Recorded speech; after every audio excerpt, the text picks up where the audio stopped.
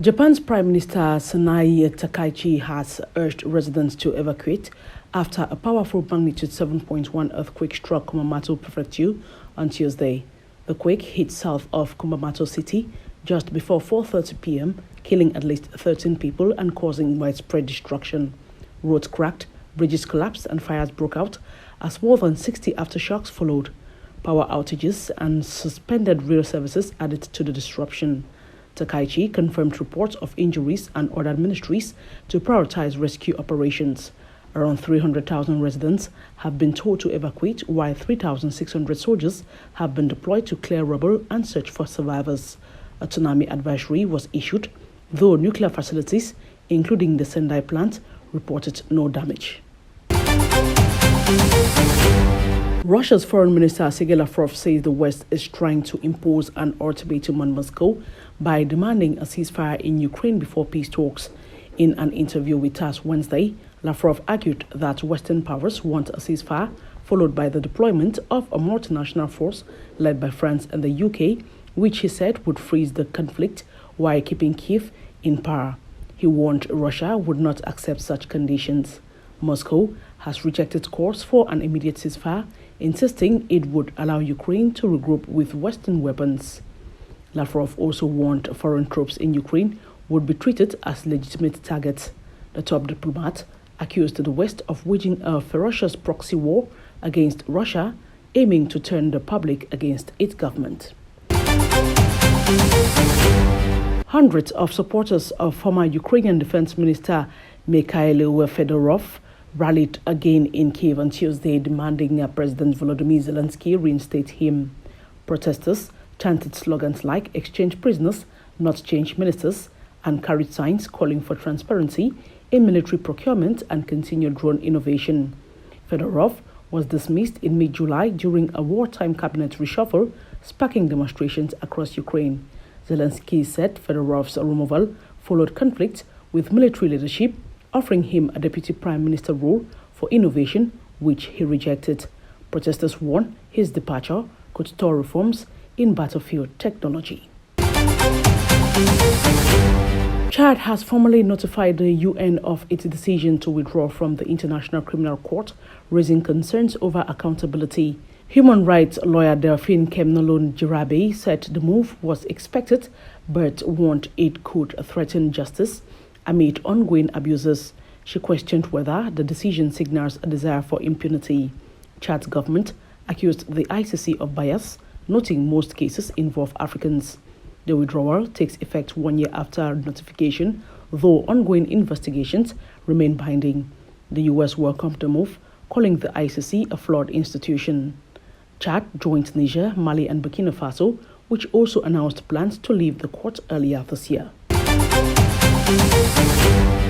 Ghanaian President John Dramani Mahama has called for stronger African economic integration and closer regional security cooperation as he hosted Gabonese President Brice Clotaire Oligui Nguema in Accra on Tuesday. Talks focused on trade, investment, the Gulf of Guinea security, with Mahama highlighting Ghana's role as host of the African Continental Free Trade Area Secretariat. He said Ghana and Gabon are well placed to link West and Central Africa and advance the African Union's Agenda 2063. Both leaders stressed joint action against piracy and illegal fishing in the Gulf of Guinea, while Oligui Nguema praised Ghana's visa-free policies and Mahama's diplomatic role in regional mediation. Nigeria and South Africa are working to ease tensions after fresh attacks on migrants in South Africa. Nigerian Minister of State for Foreign Affairs Sola Enikanolayi met his South African counterpart Ronald Lamola in Abuja on Monday, condemning what he called Afrophobic violence targeting fellow Africans. He demanded stronger police deployment, accountability, and legal pathways for migration. Lamola stressed the attacks were not state-sponsored, saying the government rejects xenophobia and is acting against perpetrators. He welcomed cooperation with Nigeria to calm tensions and preserve ties. South Africa hosts over 4 million migrants, and outbreaks of anti-migrant violence have repeatedly shaken the country. Nigeria has repatriated nearly 1,500 citizens since the latest unrest began. Senegalese President Bassirou Diomai Faye pledged Senegal's support for Mali's fight against terrorism during talks with Transitional President General Assimi Goïta in Bamako on Tuesday.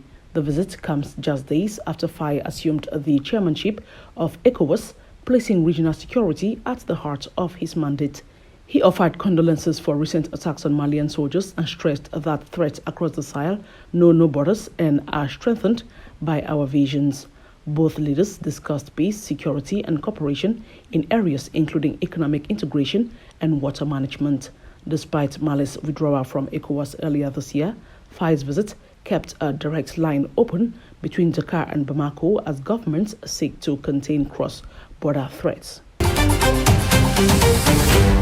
Turkish President Recep Tayyip Erdogan has hailed a major no-energy partnership with Iraq as Baghdad offered to supply Turkey with 1 million barrels of oil per day.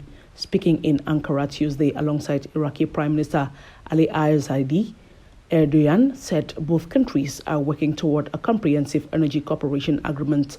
Al-Zaidi noted the deals are part of a deeper partnership, highlighting shared geography and culture and promoting the development road, a planned trade corridor linking the Gulf through Iraq and Turkey.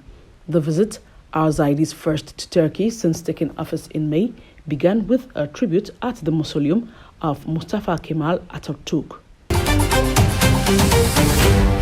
Iran has rejected proposals for a southern shipping route through the Strait of Hormuz, insisting it will only accept its own plan. Deputy Foreign Minister Kazem Garibabadi told state television on Tuesday that Tehran would not recognize the southern passage, not even for 1 hour, despite Oman's offer to share control. He also warned Britain and France against deploying warships for mine-clearing operations, saying such vessels would be legitimate targets. Talks with Oman on safe passage are ongoing, but no final agreement has been reached. Meanwhile, both the US and Iran have paused military strikes for 3 days after weeks of escalation. Washington says deep talks are underway, but President Trump has warned of renewed military action if diplomacy fails. Russia's Rosatom has completed the second RITM 200 reactor unit for the new generation nuclear-powered icebreaker Leningrad at a plant in the Moscow region. The first unit was finished in May and both are now awaiting shipment. Workshop manager Dmitry Emelianov confirmed on Tuesday that production will soon begin on reactors for the Stalingrad icebreaker.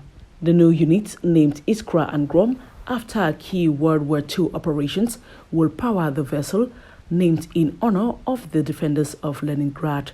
Rosatom says similar reactors are already in use on icebreakers Arktika, Ural, Sibi, and Yukatia, with 3 more ships, Chukotka, Leningrad, and Stalingrad, under construction.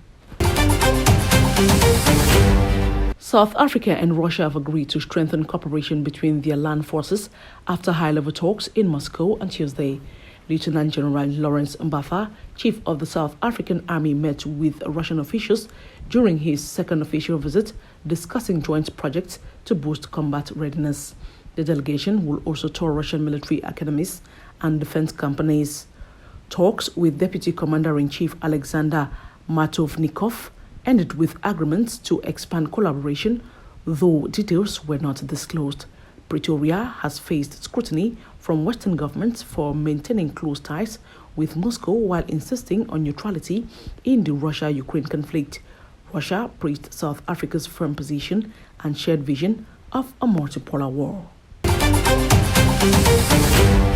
Keiko Fujimori has been sworn in as President of Peru for the 2026-2031 term during a ceremony at the Congress of the Republic. The Fuerza Popular leader took the oath before Congress and received the presidential sash in the presence of regional leaders, including Argentina's Javier Milei, Ecuador's Daniel Noboa, Chile's Jose Antonio Cast, Bolivia's Rodrigo Paz, and Honduras's Nasri Asfura. King Felipe VI of Spain and Qatar's Prince Tamim bin Hamad Al Thani also attended. Fujimori, 51, begins her presidency after winning one of Peru's closest elections, securing 50.1% of the vote against leftist Roberto Sanchez. It marks her fourth attempt at the presidency following defeat in 2011, 2016 and 2021.